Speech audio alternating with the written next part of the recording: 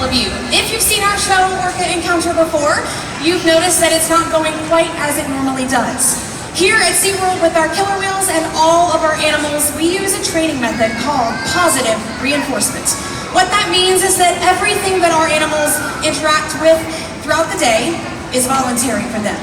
That means the shows as well. What our whales, our females specifically, are showing us right now is that they need a little bit more time before they're ready to present Orca Encounter for all of you. That's perfectly fine for us, so what we're going to do in the meantime is just have a bit of a chat about what it's like to work with these incredible animals every day. Now, when the whales are doing something that we have not asked, like they are now, we do typically just give them a bit of a moment to have it to themselves and then ask them again if they'd like to participate. We will try that in just a few moments and I'll update you on what happens. Now, working with the killer whales here at SeaWorld is quite an honor. We have 5 killer whales here, 3 females and 2 males. Katina, Nalani, and Malia are our 3 females. Now out here right now with all of you, we have Katina and Nalani over this direction here. Katina is one of the most special animals in the entire park. She is 49 years old and is the matriarch of this pod of killer whales. If you didn't know, killer whales are matriarchal, which means that the females are in charge, which is rather similar to humans, right ladies? So Katina, Katina is our leader here, and Nalani is her daughter that she's swimming with right over there. Malia is our other female, and she's 18 years old. And our 2 males are Trua and Makayo. They are 19 and 14. Makayo is our youngest whale of the 5. Now, every single whale, as you probably noticed, does look pretty similar. People often ask us how we tell the whales apart. It is one of the very first things that we'll learn on the job here as a trainer. They do start looking very, very different when you see them every single day, side by side, so up close and so personal. They each have their own personality, just like every single one of you and all of your animals at home. So, learning their personalities helps quite a bit in telling them apart as well.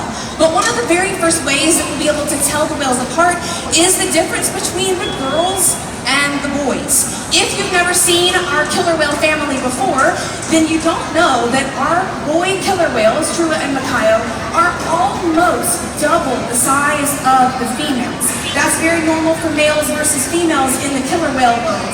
Males will grow to be about 10 to 12,000 pounds. Females will be about 5, maybe 6,000 if they're a bit large. So the 2 females in front of all of you right now are in the 5,000 pound range. They are going through a lot of food every single day because of that size. Now, I have a trivia question for you. How many pounds do you think each killer whale will eat throughout the day? Yell it out, I want to hear, go ahead.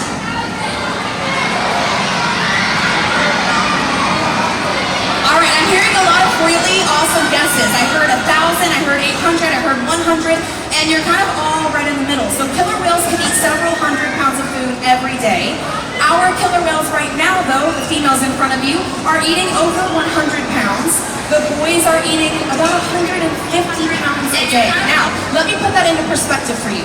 Our 2 male killer whales, they eat about 100,000 calories every single day. That is quite a bit of food. Very important for them, they're still growing. If you are able to see our male killer whales right here at SeaWorld, Makayo right now is 6,000 pounds. I told you that he's our youngest killer whale at 14, but what I didn't tell you is that he's not done growing yet. So if you come back in another maybe 3, 4, 5 years, or maybe 7 or 8 years, he could be 12,000 pounds when he's fully grown. So stay tuned for more on Makayo and how large maybe he gets. Now, the killer whales here, they eat a lot, but what do they eat? What do you all think? Yell it out, let me hear you. Yeah, I think I almost heard you all in unison say fish. And you're so right. Give yourselves a pat on the back. Nice job, everybody. Yeah. So the killer whales here, they eat a variety of different types of fish. Now, killer whales in the wild, they're the top predator in the ocean. That means that they can eat absolutely anything. Nothing is off limits for them.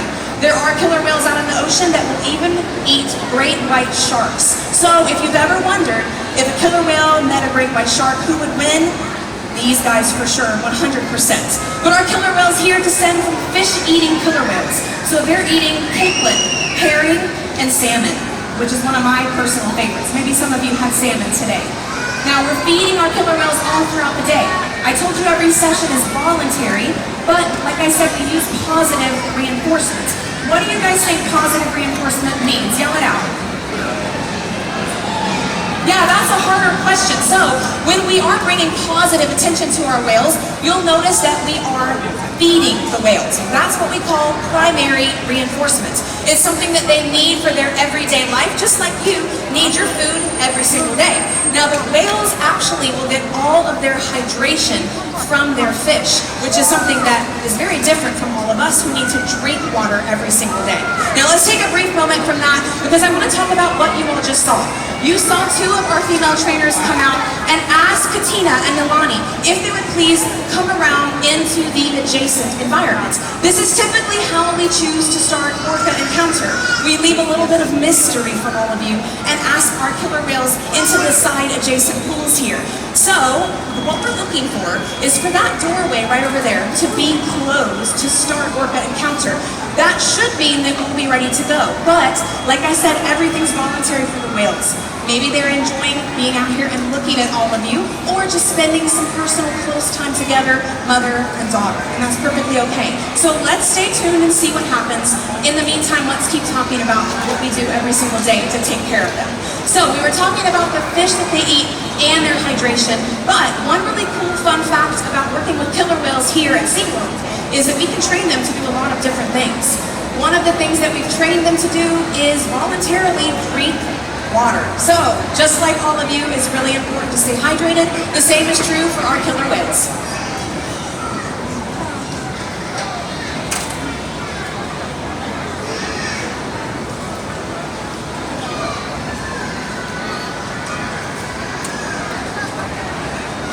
Alright, ladies and gentlemen, I've just been given an update by my fellow trainer, Justin. Now, it sounds like what they asked the whales to do is what we talked about. Coming up into the adjacent pool, you'll notice that that doorway was not closed, and our two females did come back out into our main show environment here. What that means is the whales have voluntarily chosen to not participate in Orca Encounter, and that is perfectly okay for all of us. What that means for all of you, though, is that we'd like to invite you back to see Orca Encounter tonight at 8:15. For now, this does wrap up our show here, and we hope you have a great rest of your day here at SeaWorld, and we'll see you tonight at 8:15. Goodbye, everybody.